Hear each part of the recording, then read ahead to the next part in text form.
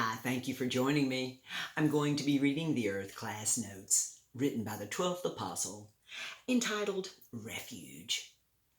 One of the most powerful men to ever walk upon this earth was Jacob.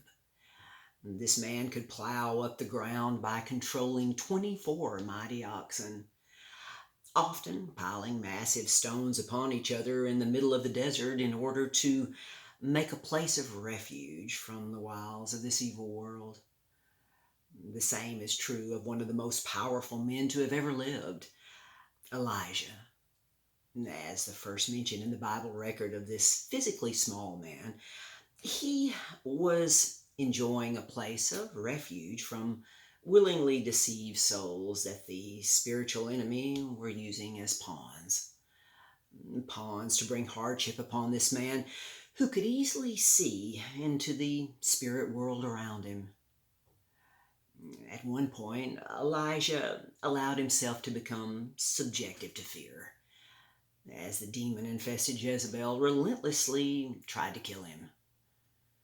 These men who were witnessing for God, were in a fierce battle. Their souls were wearied from the battle between good and evil. Elijah sought and found refuge in the only other man except Jacob that we have record of who could plow using 24 oxen. Elijah's student would become his closest friend, Elisha. And much later, Elijah would become only the second soul after Enoch to be visibly taken from this earth. Instead of seeking a place of refuge, our refuge is believing to see God, the one and only true eternal God and his only begotten Son. This leaves no room for fear or uncertainty, for our witness for them attracts mighty angels to our presence, like metal shavings to a magnet.